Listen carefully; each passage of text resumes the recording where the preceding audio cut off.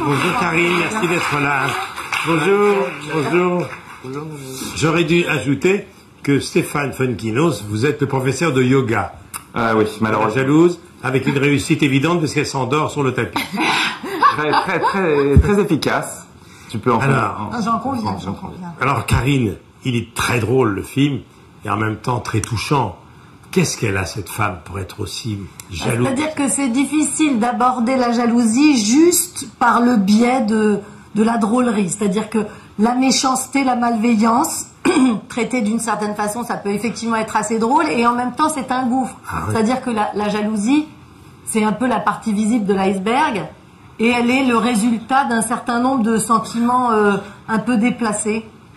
Donc voilà, je campe une femme qui est jalouse de sa fille parce qu'elle sent que sa fille part dans la vie, va être désirée, a un couple et puis elle, d'un seul coup, elle a sacrifié sa vie à sa fille et puis elle se dit ça y est, elle s'en va et moi je suis sur le carreau. Et ça dégage chez elle un sentiment de jalousie, peut-être le sentiment que la vie est passée trop vite, etc. Elle est séparée du papa. Elle est séparée, son mari l'a quittée pour une femme plus jeune et plus belle. Comme par hasard. Et plus belle. Elle dit plus bête, pas plus belle. C'est Thibaut de Montalembert avec Marie-Julie Beaup.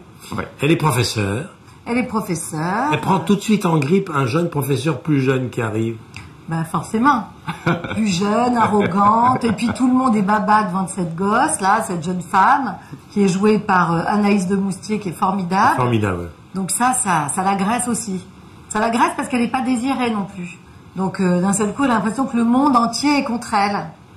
Et ça, voilà, cette espèce de paranoïa-là est assez drôle. Alors, il y a une chose qui passe pas, c'est qu'après avoir vu MC, avoir le médecin, on a vu l'extrait, qui lui dit, ça m'a beaucoup fait rire ça, vous êtes dans la zone de transit vers la ménopause. Ah oui.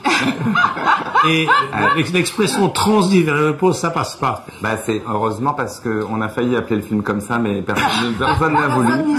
Le transit de la ménopause. Cette espèce de zone, alors elle comprend pas, elle fait je comprends pas pourquoi vous me dites ça. Et puis elle dit non mais j'ai pas du tout envie d'être en transit, ça m'intéresse pas du tout le transit, etc. Non c'est. Alors David Funkinos, Stéphane Funkinos, vous êtes les metteurs en scène et les co-scénaristes de ce film. La jalousie est un sujet formidable. Bah ça, oui exactement, c'est formidable parce que c'est une zone de malaise. On parlait du transit. Et en même temps, ce qui est très excitant pour nous, c'est qu'on savait, voilà, on avait envie de parler de ce moment difficile dans la vie de cette femme, mais que ça allait susciter des grands moments de comédie, puisqu'elle va devenir malveillante, et c'est aussi le bonheur d'avoir pu travailler avec Karine, parce qu'elle ose tout dans le film, elle va très loin, tout le monde en prend pour son grade, et c'est ça qui est assez excitant. Y compris sa meilleure amie, qui est jouée par l'excellente Anne Dorval, oui. Va lui dire, ta fille est moche. Et comme par hasard, Anne Dorval est heureuse, elle. Oui, non mais elle dit, tu as de la chance, parce que toi ta fille elle est moche. Elle le pense sincèrement. C'est une chance, et elle le pense sincèrement, ta fille est moche. Et ça c'est, alors après quand elle réalise quand même que peut-être ça se dit pas, après elle dit à la fille, tu es vraiment ravissante, hein, habillée comme ça, c'est vraiment joli. Elle passe son temps à s'excuser, elle a un problème de timing, c'est un peu simple. Est-ce qu'elle est toujours consciente ou inconsciente du mal qu'elle fait? Oh, je pense que ce qu'elle dit dans le film, c'est j'agis par impulsion et après je regrette. Oui, donc je pense qu'elle est inconsciente quand elle le fait et consciente quand elle regrette. Mais c'est vrai que comme c'est une professeure, elle travaille beaucoup du chapeau, d'un seul coup que sa fille décide d'être danseuse, c'est comme si elle était danseuse pour la faire chier. C'est un peu ça. D'un seul coup, elle dit t'aurais pu être prof comme moi, on aurait pu discuter, échanger, mais non, je décide d'être danseuse. Est-ce qu'on peut parler d'amour et de jalousie? Est-ce que la jalousie, ça fait partie de l'amour? Oui, ça c'est ce qu'on dit à un moment donné dans le film. Ouais. Je pense que c'est une maladie de l'amour. Ça en fait partie, mais c'est en même temps, dit comme ça, c'est dangereux parce que du coup, ça a l'air bien, la jalousie. Non, c'est une maladie de l'amour. Je pense que l'amour totalement réussi, c'est l'amour qui se passe totalement de jalousie et cet amour-là existe. Donc, je crois que c'est une maladie de l'amour. Ouais. Et puis, je pense que comme dans le livre d'Amélie, on a essayé de traiter de quelque chose qui était tabou parce qu'on ne parle pas de la jalousie des parents envers les enfants. C'était même gênant. Et c'est ça qui était intéressant, qu'on a voulu creuser. C'est un sentiment qui vous est totalement étranger, Karine. Mais totalement, c'est tellement gentil. Hein? C'est un rôle de composition. Tellement gentil. C'est un grand rôle de composition, faut que tu le dises. Vous êtes non, arrivé... je suis pas très jalouse, moi, de nature. Et quand je suis jalouse, je m'interroge toujours sur moi-même. C'est que j'ai l'impression de perdre quelque chose, c'est que j'ai pas confiance en moi si je suis jalouse. Donc j'évite de mettre trop ça sur l'autre et je me regarde. Je demande aux deux auteurs du film, est-ce que c'est vrai dans l'autre sens? Est-ce qu'il y a des pères jaloux de leur fils? Oh bah bien sûr, ça peut évidemment. De façon aussi aiguë? Oui, parce que je pense qu'à un moment donné où on décline, où c'est un peu plus difficile, voilà, et on voit l'éclosion. Et c'est vrai que nous, notre sujet, on a pris une jeune danseuse qui est la grâce et la beauté incarnée. Et je pense que c'est extrêmement,